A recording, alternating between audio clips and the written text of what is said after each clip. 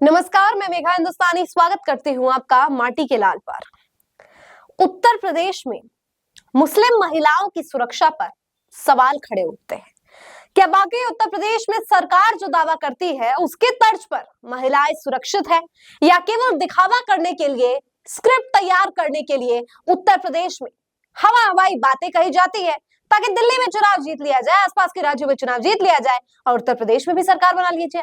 लेकिन वाकई हकीकत क्या है और कैसे उत्तर प्रदेश में आज महिलाएं असुरक्षित है? और सबसे बड़ा सवाल, उत्तर प्रदेश में योगी आदित्यनाथ के अंदर ही जो आप सोचिए कि जेल जिसका काम क्या होता है, जो जेल में लोग हैं, जो जेल में जो जिस पर भी जुल्म जो भी उसने काम किया है, कन्विक्ट हुआ है, उसका पूरा का पूरा देखरेख, ये जेल का देखरेख, ये सारी काम होते हैं। लेकिन वो व्यक्ति क्या कर रहा है वो आपको आगे बताऊंगी। लेकिन सोचिए, एक जेलर की वजह से महिलाएं सुरक्षित नहीं है। दो बात है यहाँ पर, एक है महिलाएं और दूसरी बात है मुस्लिम महिलाएं। ये क्यों बोल रही हूँ समझिए।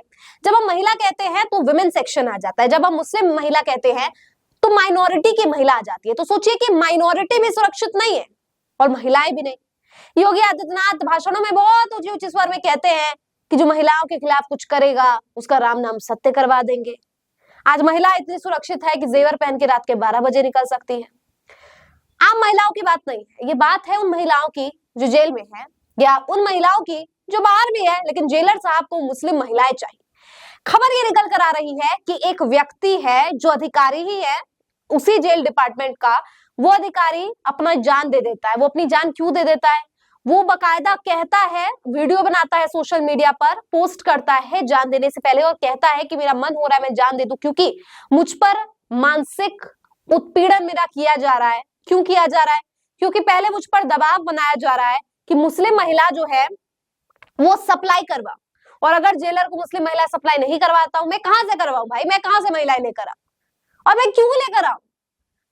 तो ये ना करने पर मुझे मानसिक उत्पीड़न का सामना करना पड़ता है। मतलब मेरी छुट्टियां कैंसिल कर दी जाती है, मुझे छुट्टियां नहीं मिलती है, ज्यादा समय घंटे काम करवाया जाता है। तो बहुत तरीके से आप सोच सकते हैं कि एक बॉस अपने एम्प्लॉय को कैसे ट्रीट करेगा अगर एम्प्लॉय में किसी बॉस की चोरी पकड़ ली हो तो, या एम्प्लॉय अगर बॉस को नहीं सेटिस्फाई कर रहा है जैसे बॉस चाहता है तो एक एम्प्लॉय पर किस प्रकार का दबाव बनाया जाता है। ये बात किसी से छुपी नहीं। मैं हर एम्प्लॉय बॉस की बात नहीं कर रही हूँ, लेकिन बहुत जगह पर ये देखने को मिलता है, और खासतौर पर महिलाओं के संदर्भ में देखने को मिलता है कि जिसको इन दिनों कह देते हैं, कॉम्प्रोमाइज का नाम दे देते हैं, एडजस्टमेंट्स का नाम दे देते हैं, वो सारी चीजें देखने को मिलती है। लेकिन यहाँ पर उत्तर प्रदेश में जेलों में जेलर जो है वो कह रहा है कि महिला मतलब, और ये जेल जो चीफ जेलर है वो भी शामिल है, जो उसके अंदर आता है वो भी शामिल है, और ये क्या तस्करी करवा रहे हैं महिलाओं की, मुस्लिम महिलाओं की तस्करी करवाने का काम जेलों में कर रहे हैं। इससे शर्मनाक बात क्या हो सकती है दोस्तों?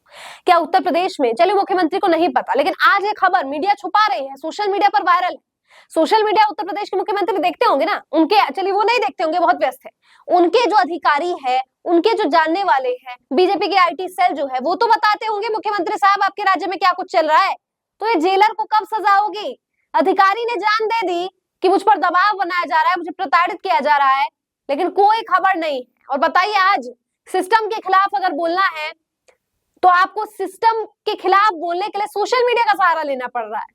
कितनी बुरी स्थिति हो रखी है कि आज अपनी आवाज उठाने के लिए आपको सोशल मीडिया के जरिए, अपने वो व्यक्ति जान दे चुका है और कह रहा है कि सोशल मीडिया के जरिए वीडियो बना के कह रहा है कि देखो क्या कुछ चल रहा है जेल के अंदर, लेकिन कोई मीडिया इसको बता नहीं पाए, कोई मीडिया रिपोर्ट नहीं कर रही है, कोई मीडिया नहीं है इन्वेस्टिगेशन कर रही है, कोई इन्वेस्टिगेटिव डिपार्टमेंट काम नहीं आया।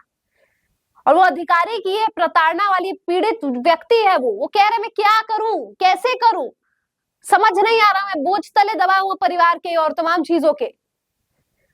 तो सवाल ये उठता है कि उत्तर प्रदेश की योगी सरकार कर क्या रही?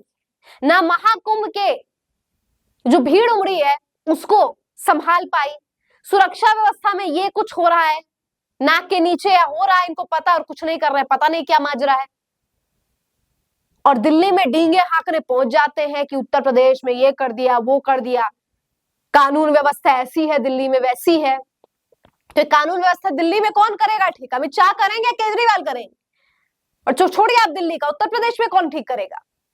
तो सोचिए दोस्तों, बहुत छोटी क्रिस्प वीडियो है, लेकिन इसमें सोचने वाली बात है कि दिल्ली में बातें बोलने से नहीं होता है। अपने राज्य में आप क्या काम कर रहे हैं? अधिकतर आप देखते होंगे घर में अपनी पत्नी को मारने वाला व्यक्ति बाहर जाके लड़कियों की तारीफ करेगा, बाहर जाके ज्ञान देगा कि लड़कियों का सम्मान ये है वो है, और घर में खुद पीट रहा है अपनी पत्नी को।